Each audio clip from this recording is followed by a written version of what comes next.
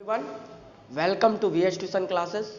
तो आशा करते हैं आपको हमारे क्लासेस की वीडियो पसंद आ रही होगी और आप हमारे क्लासेस से कुछ ना कुछ तो सीख ही रहे होंगे। तो चलिए स्टार्ट करते हैं आज की वीडियो।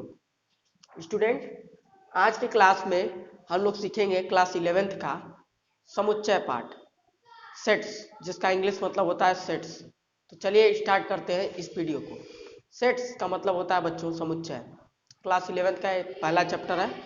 हम लोग एक एक दिन में एक एक चैप्टर को देखेंगे। तो आज हम पहला चैप्टर स्टार्ट कर रहे हैं समुच्चय। तो चलिए देखते हैं समुच्चय क्या होता है।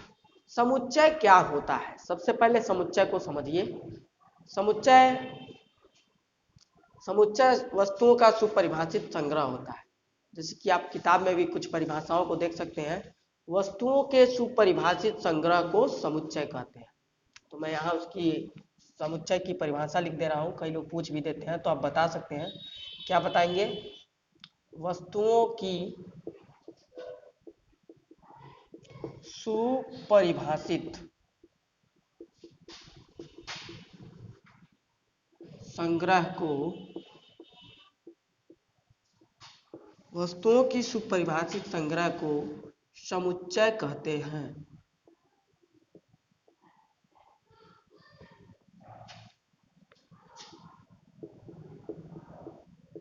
वस्तुओं की सुपरिभाषित संग्रह को समुच्चय कहते हैं। ध्यान दीजिए, सुपरिभाषित संग्रह का अर्थ यह है कि जो हम समुच्चय बनाएंगे उसमें पता चले कि किस किस वस्तुओं को रखा गया है, साफ साफ हमको पता चल जाए। ठीक, तो यही होता है सुपरिभाषित संग्रह, कि कंफ्यूजन में ना हो आदमी कि अंदर आखिर क्या है। समुच्चय में सुपरिभाषित संग्रह होते हैं। ठीक, ये चीज आप समझ गए। तो इस प्रकार से हम परिभाषा दे सकते हैं, वस्तुओं के सुपरिभाषित संग्रह को समुच्चय कहते हैं। अब चलिए हम कुछ किताब की भी बातों को समझ लेते हैं। इसमें क्या हुआ कि सर्वप्रथम जर्मन के गणितज्ञ जॉर्ज कैंटर ने इस संकल्पना को बताया। इस संकल्पना में यही बताया गया कि जो वस्तुओं का सुपरिभाषित संग्रह होता है उसे ही हम लोग समुच्चय कहते हैं। आगे देखिए, हम लोग पढ़ेंगे अगला हेडिंग, समुच्चय का संकेतन। हेडिंग लिखिए आप लोग, समुच्चय का संकेतन। समुच्चय का संकेतन हम लोग देखेंगे। समुच्चय का संकेतन। समुच्चय का संकेतन क्या होता है, ध्यान दीजिए। यानी हम समुच्चय को कैसे दर्शाते हैं।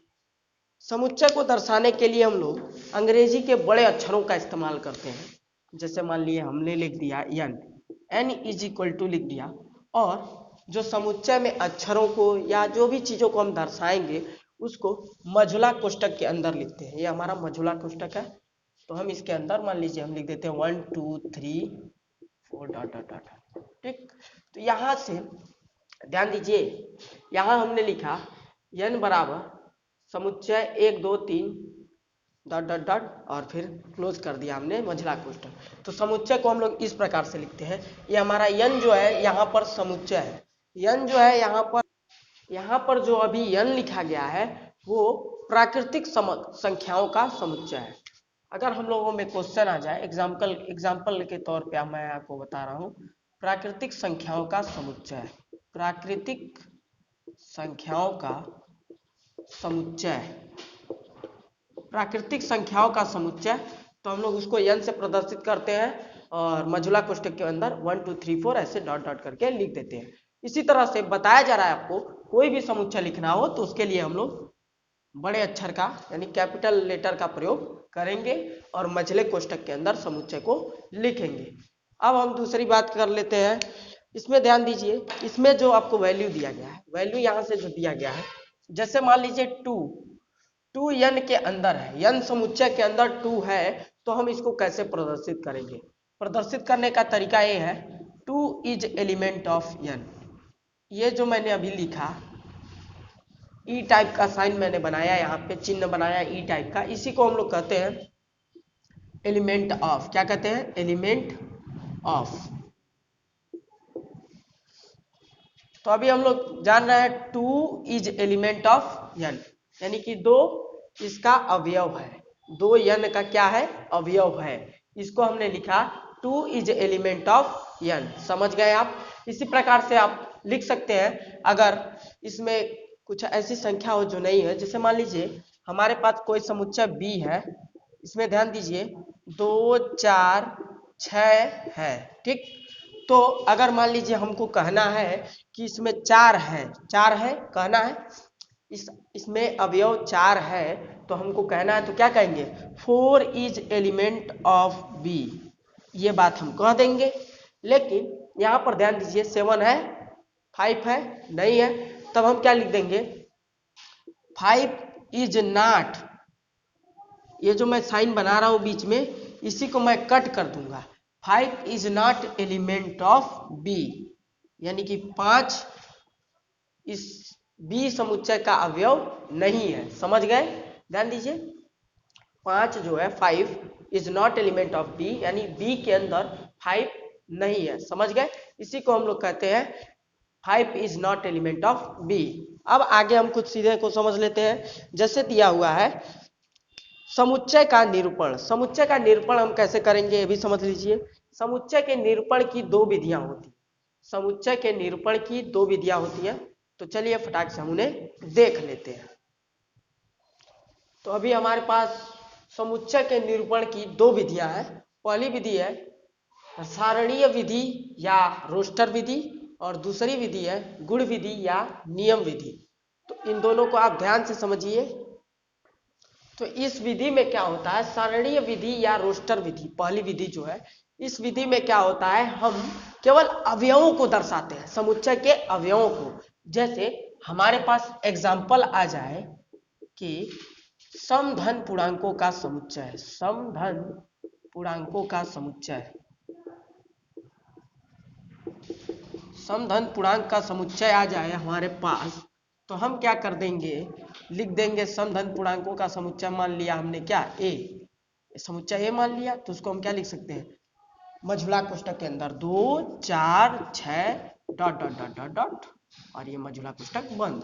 तो ऐसे हम लिख सकते हैं समधन पूर्णांक का समुच्चय। अब यही बात नियम या गुण विधि के द्वारा कही जाए तो इसमें हम क्या लिखेंगे, समधन पूर्णांकों का समुच्चय। इसमें भी हम अगर ले इसी एग्जाम्पल को अगर हम इसमें लिखें तो इसमें क्या होता है, अवयवों को नहीं दर्शाते हैं। यहाँ तो हम अवयव को दर्शा दिए हैं a बराबर 2 4 6 etc, लेकिन यहाँ अवयवों को नहीं दर्शाना है, तब हम क्या करेंगे गुण, केवल गुणों को लिखेंगे। क्या करेंगे, केवल गुणों को लिखेंगे।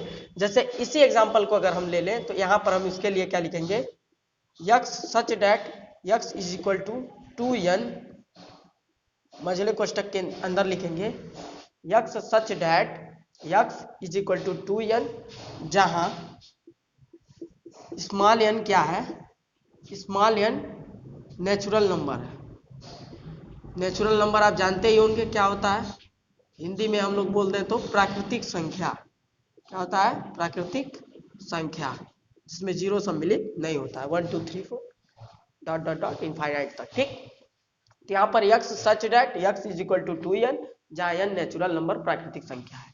तो नियम और गुण विधि में हम यही करते हैं कि उसके गुणों को लिख देते हैं, अवयवों को न लिख करके। तो आशा करते हैं आपको ये कंसेप्ट समझ में आ रहा होगा। अगर नहीं समझ में आ रहा है तो वीडियो को थोड़ा सा रिवर्स करके देख लीजिए, थोड़ा सा टाइम ड्यूरेशन पीछे करके देख लीजिए, आप देख सकते हैं, समझ सकते हैं। ध्यान दीजिए, समधन पूर्णांक का समुच्चय के लिए हम क्या कर दिए, अवयव को दर्शा दिया। जब अवयव को दर्शा दिए तो हमारी कौन सी विधि हो गई, सारणिक विधि या रोस्टर विधि।